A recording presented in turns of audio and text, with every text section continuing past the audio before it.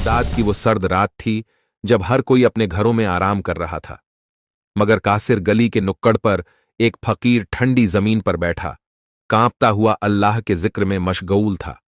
उसकी आंखों में एक अजीब किस्म की बेकरारी थी, जैसे उसे किसी के आने का इंतजार हो। फकीर का नाम था शेख अजहर। वो कोई मामूली दरवेश न था, बल्कि इल्म और हिकमत का समंदर था। लोग कहते थे कि उसकी दुआओं में ऐसी कुव्वत थी कि तकदीर भी करवट बदल ले, मगर आज वो खुद किसी अजमत भरी तकदीर का मुंतजिर था। दूसरी जानिब शहर बगदाद के आलीशान किले में रोशनी की चकाचौंध थी। वो सुल्तान हम्माद की सल्तनत थी, एक ऐसा हाकिम जिसकी रियाया उससे मोहब्बत भी करती थी और डरती भी थी।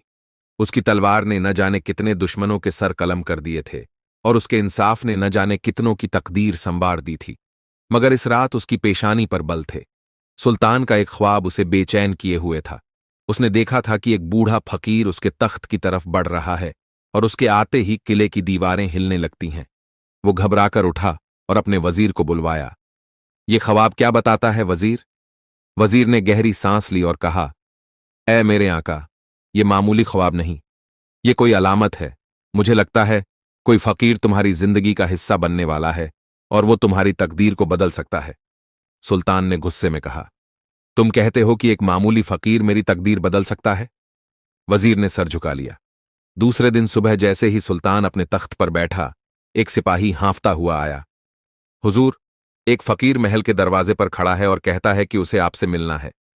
सुल्तान की आंखों में वही ख्वाब कौंध गया। उसने हुक्म दिया, उसे अंदर लाओ। शेख अजहर जब महल में दाखिल हुआ तो हर कोई उसकी सादगी देखकर हैरान रह गया। फटे पुराने कपड़े, मगर चेहरा ऐसा जैसे हजारों राज छुपाए बैठा हो। उसने सुल्तान को देखा और मुस्कुरा दिया। क्या तुम वही हो जिसने मेरी सल्तनत को हिलाने का इरादा किया है? सुल्तान ने तंजिया लहजे में पूछा। फकीर मुस्कुराया, नहीं ऐ सुल्तान, मैं तो बस तुम्हारी तकदीर का पैगाम लेकर आया हूं। सुल्तान ने हैरत से पूछा, क्या मतलब? फकीर ने एक लंबी सांस ली और कहा, अगर मैं कहूं कि तुम्हारी जिंदगी का सबसे अहम फैसला आज तुम्हारे सामने खड़ा है, तो क्या तुम उसे कबूल करोगे? सुल्तान ने गौर से उसकी आंखों में देखा। वहां एक अजीब सी गहराई थी, एक ऐसा राज जो उसकी समझ से बाहर था। बताओ फकीर, क्या तकदीर का फैसला है? सुल्तान ने हुक्म दिया। फकीर ने जमीन की तरफ देखा और फिर कहा, अल्लाह ने तुम्हें बहुत दिया, मगर क्या तुमने कभी सोचा कि जो कुछ तुम्हारे पास है वो हमेशा रहेगा? सुल्तान हंसा, मैं बगदाद का सुल्तान हूं, मेरे पास फौजें हैं, दौलत है, ताकत है, कौन मुझसे ये सब छीन सकता है? फकीर ने मुस्कुराकर कहा, अगर मैं कहूं कि तुम्हारी सल्तनत तुम्हारे हाथ से निकलने वाली है, तो क्या तुम यकीन करोगे? सुल्तान का चेहरा लाल हो गया। तुम मेरी सल्तनत को खतरे में डालने आए हो? फकीर ने सर झुका लिया। नहीं ऐ सुल्तान, मैं तुम्हें आगाह करने आया हूं। अगर तुम आज एक फैसला कर लो तो तुम्हारी सल्तनत भी सलामत रहेगी और तुम्हारी रूह भी, मगर अगर तुमने गलती की तो तुम्हारा नाम और निशान भी मिट जाएगा। सुल्तान ने गुस्से से पूछा, कौन सा फैसला? फकीर ने हल्की मुस्कान के साथ कहा, वो तुम्हें जल्द ही पता चलेगा। सुल्तान बेचैन हो गया। उसने हुक्म दिया कि फकीर को कैले में रोका जाए और उस पर नजर रखी जाए। मगर उसी रात अजीब व गरीब चीजें होने लगीं। पहली चीज, महल के सबसे करीबी वजीर की अचानक मौत हो गई। दूसरी चीज, सुल्तान के खजाने में आग लग गई और दौलत का एक बड़ा हिस्सा जलकर राख हो गया। तीसरी चीज, सुल्तान के सबसे वफादार सिपहसालार ने अचानक बगावत कर दी और सेना के कुछ हिस्से को अपने साथ मिला लिया। अब सुल्तान को एहसास हुआ कि यह महज इत्तेफाक नहीं, बल्कि वाकई कोई इम्तिहान है। वो दौड़ता हुआ फकीर के पास पहुंचा और चीख कर कहा, यह सब क्या हो रहा है? फकीर ने गहरी नजर से सुल्तान को देखा और बस इतना कहा, तकदीर अपना फैसला लेने लगी है, मगर अभी वक्त है। अगर तुम अपनी गलतियों को पहचान सको तो यह सब रुक सकता है। सुल्तान ने गुस्से से कहा, कौन सी गलतियां? फकीर ने उसकी आंखों में देखा और धीरे से कहा, तुम्हारे तख्त की बुनियाद किसी के आंसुओं पर रखी गई है ऐ सुल्तान। अगर तुम उन्हें पहचान लोगे तो शायद बच जाओ। सुल्तान ठिठक गया। उसकी जिंदगी की तमाम गलतियां उसके जहन में घूमने लगीं। कौन थे वो लोग जिनके आंसुओं पर उसका तख्त टिका था? क्या सुल्तान हम्माद के लिए वो रात सुकून से सोने की नहीं थी? खजाने में आग लग चुकी थी, उसके वजीर की मौत हो चुकी थी और अब उसके सबसे करीबी सिपहसालार ने बगावत कर दी थी। किले की ऊंची दीवारों के पीछे भी एक अजीब सा खौफ पसरा हुआ था। सुल्तान बेचैनी से अपने कमरे में टहल रहा था। उसकी आंखों में वो ख्वाब फिर से जिंदा हो गया। एक बूढ़ा फकीर, तख्त हिलता हुआ और अंधेरे में गुम होती सल्तनत। नहीं, ऐसा नहीं हो सकता, उसने गुस्से में कहा और अपने वजीर आला को बुलाया। वजीर आला आया और अदब से झुककर बोला, हुजूर, मैं आपकी परेशानी समझ सकता हूं, मगर फकीरों की बातें महज ख्याली होती हैं। हुकूमत ताख्त ओ ताज से चलती है, तकदीर के ख्वाबों से नहीं। सुल्तान ने गहरी नजर से उसे देखा। अगर ये सिर्फ ख्वाब होता तो इतनी मुसीबतें अचानक क्यों आ जातीं? वजीर कुछ बोलने ही वाला था कि महल के एक जासूस ने अंदर आकर कहा, हुजूर, हमारे एक मुखबिर ने खबर दी है कि फकीर को शहर में कुछ लोग पहचानते हैं। कहा जाता है कि वो सिर्फ कोई आम फकीर नहीं, बल्कि किसी भूली बिसरी हकीकत का राजदार है। ये सुनकर सुल्तान की आंखों में शक का अंधेरा गहरा हो गया। अगर वो कोई राज जानता है तो हमें उसे जानने की जरूरत है। उसने हुक्म दिया कि फकीर को उसके सामने लाया जाए। थोड़ी देर बाद 2 सिपाही फकीर को महल के दरबार में ले आए। वो अब भी उसी सुकून के साथ खड़ा था, जैसे ये सब उसी की मंजिल की एक सीढ़ी हो। तुम्हारी बातों ने मुझे परेशान कर दिया है, ए फकीर, सुल्तान ने सख्त लहजे में कहा। फकीर ने हल्की मुस्कान के साथ जवाब दिया, जो लोग गलत रास्ते पर होते हैं उन्हें सच परेशान करता ही है। सुल्तान का चेहरा लाल हो गया। खबरदार, मेरी सल्तनत को लानत देने वाले, मैं तुम्हारा सर कलम कर सकता हूं। फकीर ने उसकी आंखों में देखा। अगर एक सर कटने से तुम्हारी सल्तनत बच सकती तो मैं खुद अपना सर पेश कर देता, मगर मसला सिर कटाने का नहीं, नीयत बदलने का है। सुल्तान ने गुस्से से कहा, सीधे मुद्दे पर आओ, कौन से आंसू हैं जिन पर मेरा तख्त टिका है? फकीर ने एक लंबी सांस ली और कहा, 5 साल पहले की बात याद है, जब तुमने एक बगावत को कुचलने के लिए एक गांव को जलाने का हुक्म दिया था। सुल्तान ने आंखें सिकोड़ लीं। हां, वो बागी थे, उन्होंने सल्तनत के कानून को तोड़ा था। फकीर ने गहरी नजर से देखा। क्या वाकई वो बागी थे या वो बस भूखे थे? सुल्तान ठिठक गया। फकीर आगे बढ़ा, वो लोग तुम्हारी बेइंसाफी से तंग आकर उठे थे। उन्होंने तुम्हारे खजाने से सिर्फ इतना मांगा था कि उनके बच्चों को 2 वक्त की रोटी मिल जाए, मगर तुमने उन्हें बागी कहकर आग में झोंक दिया। सुल्तान की आंखों में वो मंजर घूमने लगे, जलते हुए घर, रोती हुई औरतें और राख में बदलते इंसान। फकीर की आवाज गूंज उठी, तुम्हारी सल्तनत उन मासूमों की बद्दुआओं पर टिकी थी। तकदीर तुम्हें इशारा दे रही थी, मगर तुमने उसे नजरअंदाज किया। अब वो बद्दुआएं तुम्हें तबाह करने आ रही हैं। सुल्तान के चेहरे पर पसीना छलक आया। तो क्या कोई राह नहीं? उसने बेबसी से पूछा। फकीर मुस्कुराया, हर गलती की तौबा होती है, मगर उसके लिए तुम्हें सबसे पहले अपनी ताकत छोड़नी होगी। सुल्तान चौंक गया। ताकत छोड़नी होगी? हां, अगर तुम सच में अपनी सल्तनत को बचाना चाहते हो तो तुम्हें वो करना होगा जो एक सच्चे हाकिम को करना चाहिए। सुल्तान फकीर की बातों में खो गया, मगर दूसरी जानिब उसके वजीर की आंखों में एक अलग ही चमक थी। उसने मन ही मन सोचा, अगर सुल्तान सच में अपनी सल्तनत छोड़ने की सोच रहा है तो क्यों ना मैं ही उसे गिराकर तख्त पर बैठ जाऊं। वो अंदर ही अंदर एक साजिश बुनने लगा। सुल्तान पूरी रात बेचैन रहा। वो सोचता रहा कि क्या उसे सच में अपनी सल्तनत छोड़ देनी चाहिए। क्या यही उसका इम्तिहान था? सुबह की पहली अजान हुई। महल की मीनारों से अजान की आवाज गूंज उठी, मगर उसी वक्त वजीर ने अपने खास लोगों को बुलाया और धीरे से कहा, वक्त आ गया है। अगर सुल्तान को रोकना है तो हमें उसे हटाना होगा। बगदाद की वो रात खामोशी में डूबी हुई थी, मगर महल के सबसे खुफिया हिस्से में एक साजिश पल रही थी। वजीर आला अपनी सबसे वफादार फौज के कुछ सरदारों के साथ एक खुफिया मजलिस कर रहा था। सुल्तान कमजोर पड़ रहा है, वजीर ने कहा। वो फकीर की बातों में आकर तख्त छोड़ने की सोच रहा है। अगर हमने उसे जल्द ही हटाया नहीं तो हो सकता है कि वो अपनी सल्तनत किसी और को सौंप दे। एक सरदार ने कहा, मगर हुजूर, सुल्तान की जान लेने का खतरा बहुत बड़ा है। अगर शहर में ये बात फैल गई तो रियाया बगावत कर देगी। वजीर मुस्कुराया, हम उसकी जान नहीं लेंगे। हमें सिर्फ इतना करना होगा कि लोग खुद उसे गद्दार समझ लें। मगर कैसे? वजीर ने एक खतरनाक हिकमत ए अमली बताई। दूसरी जानिब फकीर शेख अजहर किले के अहाते में बने एक छोटे से कमरे में बैठा हुआ था। वो पूरी रात जागकर इबादत कर रहा था, जैसे उसे आने वाले वक्त की खबर हो। सुल्तान बेचैनी में वहां पहुंचा और कहा, ए फकीर, तुमने कहा था कि तकदीर बदल सकती है, मगर अब मुझे लगने लगा है कि मैं अपनी सल्तनत भी खोने वाला हूं। फकीर ने गहरी नजर से उसे देखा। क्या तुम सच में अपनी सल्तनत छोड़ने के लिए तैयार हो? सुल्तान ने ठंडी आह भरी। अगर यही अल्लाह की मर्जी है तो शायद मुझे यही करना होगा। मगर मगर क्या?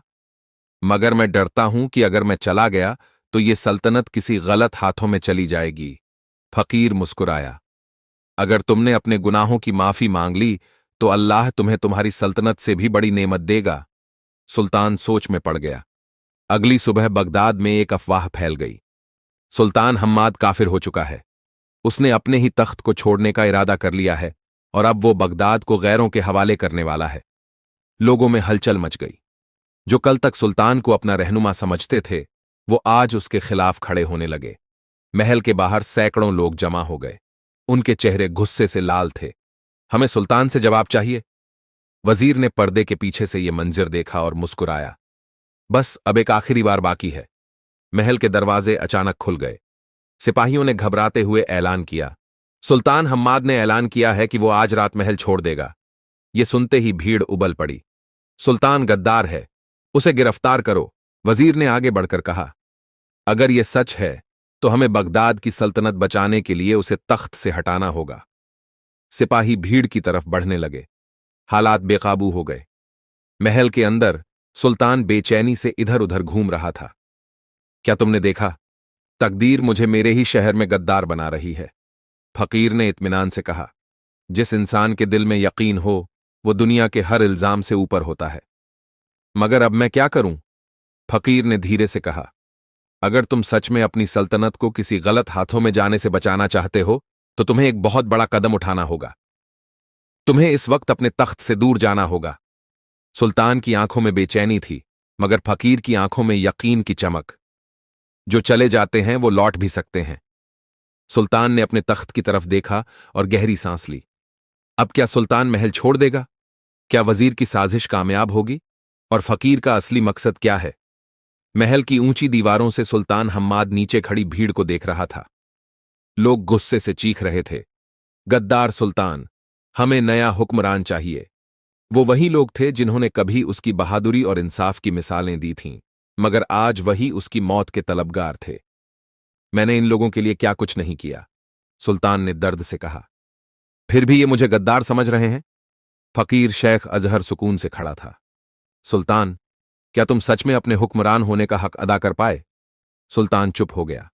फकीर ने कहा, अगर तुम लोगों के दिल जीत पाते तो आज ये भीड़ तुम्हारे खिलाफ न होती। हुकूमत तलवार से नहीं, इंसाफ से चलती है। सुल्तान के चेहरे पर एक नई शिकस्त झलकने लगी। तो अब मैं क्या करूं? फकीर ने उसकी आंखों में देखा। अब वक्त आ गया है कि तुम यहां से निकलो, ताकि तुम्हारी हकीकत सामने आ सके। सुल्तान को यकीन नहीं हो रहा था कि वो अपने ही महल को छोड़कर भागने की सोच रहा है। रात के अंधेरे में फकीर और उसके कुछ वफादार सिपाही महल के पिछले हिस्से से बाहर निकले। सुल्तान ने आखिरी बार अपने तख्त को देखा। क्या मैं सच में इसे हमेशा के लिए खोने जा रहा हूं? फकीर ने कहा, जो चीज तकदीर में हो वो वापस जरूर मिलती है। सुबह होते ही वजीर ने ऐलान कर दिया कि सुल्तान हम्माद गायब हो चुका है और अब बगदाद को नया रहनुमा चाहिए। उसने खुद को नया सुल्तान घोषित कर दिया। लोगों ने पहले हल्का विरोध किया, मगर फिर सोचा कि अगर हम्माद सच में चला गया तो अब वजीर ही सही। महल में जश्न होने लगा। वजीर की ताजपोशी हुई, मगर उसे अंदाजा नहीं था कि उसकी खुशी कितने दिनों की मेहमान है। वजीर ने सबसे पहला हुक्म यह दिया कि सुल्तान हम्माद का नाम हर जगह से मिटा दिया जाए। उसके तख्त पर नया नाम लिख दिया गया। उसके पुराने सिक्कों को गलाकर नए सिक्के बनाए गए। उसकी तस्वीरें और निशानियां महल से हटा दी गईं। बगदाद में अब किसी को सुल्तान हम्माद याद नहीं रह गया। उधर सुल्तान अपने ही शहर में गैरों की तरह घूम रहा था। किसी के पास उसके लिए कोई जगह नहीं थी। उसने दरवाजे खटखटाए, मगर सबने उसे ठुकरा दिया। तुम वही सुल्तान हो ना जो गद्दार निकला? हमें तुम्हारी सच्चाई नहीं पता, मगर शहर तुम्हें गलत मान चुका है। सुल्तान के दिल पर जैसे वार हुआ। फकीर ने उसकी तरफ देखा और कहा, क्या अब तुम्हें एहसास हो रहा है कि जब तुमने अपने लोगों को भूखा मरने दिया था तब उन्हें कैसा लगा होगा? सुल्तान की आंखों में आंसू आ गए। मैं समझ गया।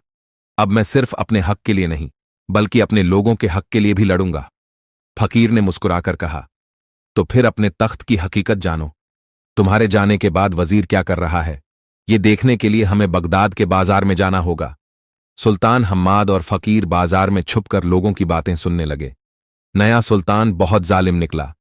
हम तो समझे थे कि वजीर अच्छा होगा, मगर उसने हमसे और ज्यादा टैक्स वसूलना शुरू कर दिया। पहले सिर्फ अमीरों की सुनी जाती थी, अब तो आम लोग बिल्कुल बर्बाद हो चुके हैं। सुल्तान का दिल जल उठा। मैंने सोचा था कि मेरे हटने से लोगों को राहत मिलेगी, मगर ये तो और बर्बाद हो गए। फकीर ने कहा, हर गलती का इम्तिहान होता है। अब वक्त आ गया है कि तुम अपना हक वापस लो। सुल्तान ने अपने पुराने वफादारों को तलाश किया। कुछ सिपाही अब भी उसके साथ थे।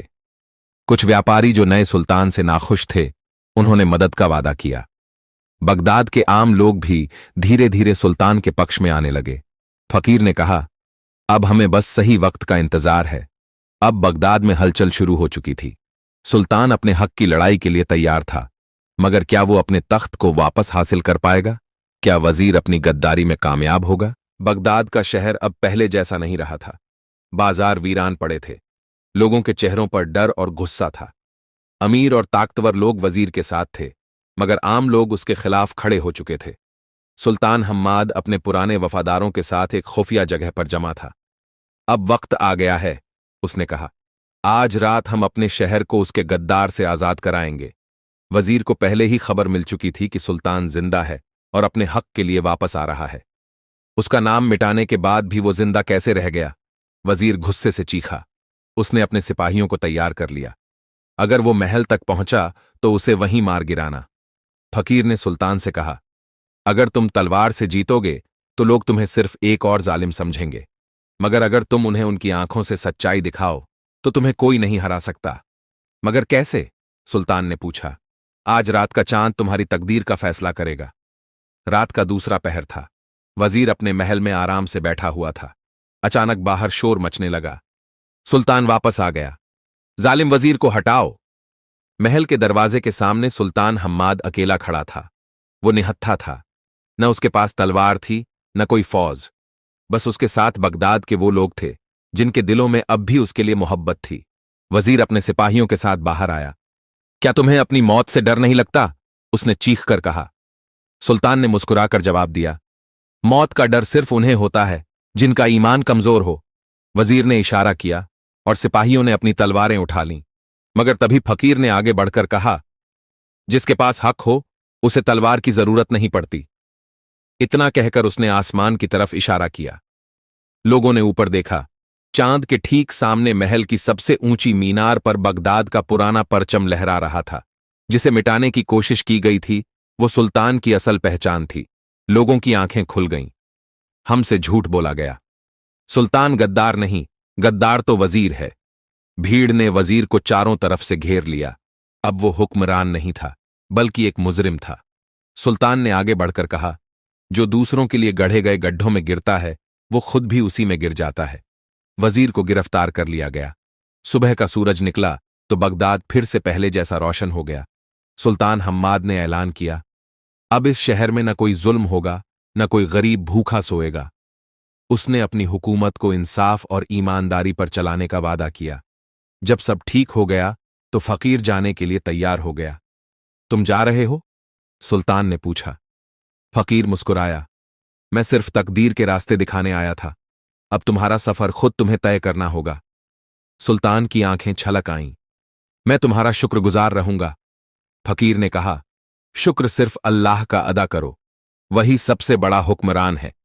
और इस तरह एक फकीर की नसीहत और एक सुल्तान की तौबा ने बगदाद को जालिम हुकूमत से आजाद कर दिया। ताकत हमेशा तलवार से नहीं, सच्चाई से जीतती है। जुल्म कभी हमेशा के लिए नहीं टिकता।